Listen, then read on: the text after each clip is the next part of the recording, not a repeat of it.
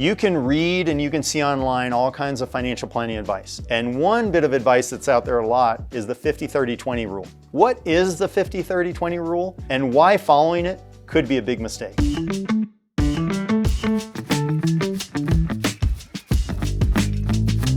What exactly is the 50-30-20 rule?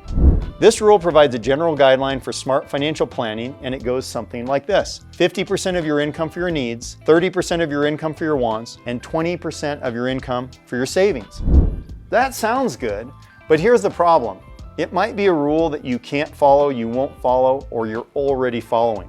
So in what cases does it make sense, and when should you throw that rule out the window? I want to give you a different way to think about the 50-30-20 rule. First, let's talk about what they categorize as needs. And needs are a little bit different for everyone, but let's talk about needs that apply to most people. So housing. Housing is a need, you got to live somewhere. Transportation, how are you going to get around? Groceries, and of course, healthcare. These are typically needs, things that you need to do for yourself, for your family, that you have to allocate income toward. These needs usually come first before you get to the wants. The thing to remember about needs is you have to cover the needs. You have to pay your mortgage or your rent. You have to pay for the bus pass or for your car. You have to pay for the groceries. You have to pay for the healthcare. These are non-negotiables. You've got to pay for these things. That's why they're called needs. And if you don't have the money to pay for these, you have a big problem in just living a normal life. Let's move beyond the needs and talk about what's next. The wants of life. This is the sweet fruit of life. This is the exciting part of life, is the wants. The needs aren't that exciting. The wants are exciting. So what are the wants? Eating out, entertainment, luxury goods, travel, gifts, all those things that are not necessary. They're what I would call the spice of life. If you just have needs met and you don't have wants met, it's a pretty boring life. It's not very exciting. There's no adventure. There's no nuance. There's no newness. There's no things that you do that are lifetime experiences. So the wants are really important. They're not as important as the needs, but close. The needs are mandatory. They're there. You have to check the box. But really, why do you live? You live for the wants. And making sure that you can chase your dream, you can achieve some wants, you can experience some wants, that's the magic to life. Let's talk about the power of saving and how it fits into wealth building. Real wealth is built up over time by money saved and then invested into appreciating assets. Without completing this step, the whole purpose of the 50-30-20 rule breaks down.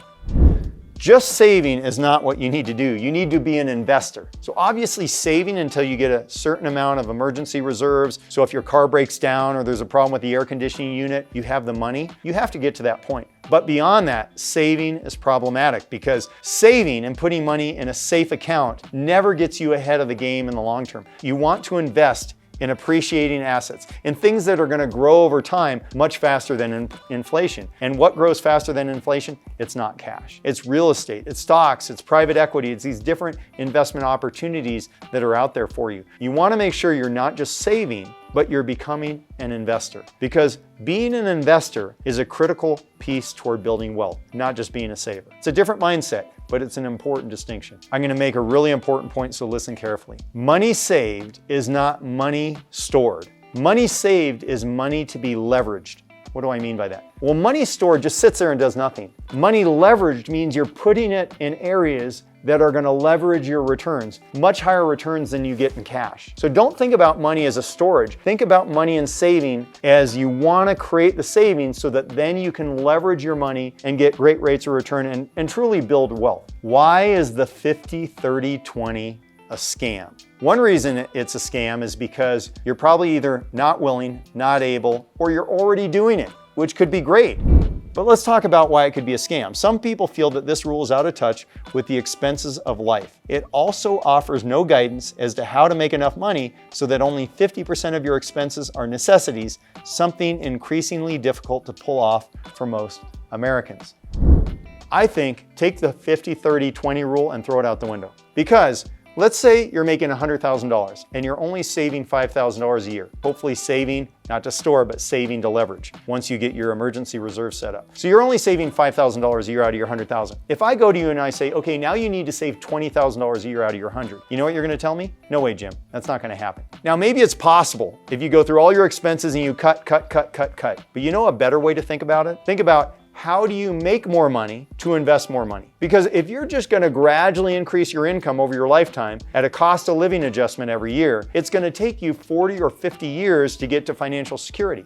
I think that's too long. So how do you shorten that timeline? You shorten the timeline by making more money. How do you make more money? Side hustles, starting a business. Think about other ways that you can make more money so you have more to invest. So instead of the 50, 30, 20, I'm just going to try this on for size with you. What about if you're making $100,000 a year, you're only saving $5,000, you figure out how to start a business or do a side hustle to make more money. And the more money you make from the 100, now I'm going to say something really simple. Save half, spend half. So if instead of making $100,000 next year, you did a couple side hustles, you started a business, and you made $150,000 instead of $100. If I said to you, save 25 and spend 25, do you think you could pull that off? Absolutely, right? Because that's new money. You're not accustomed to that money. I think that's a healthier way to think about it, as long as you're in the camp, as I am, as finding a way to make a lot more money rather than getting cost of living adjustments every year, living paycheck to paycheck, and hoping somehow you can cut out all these different wants so that you can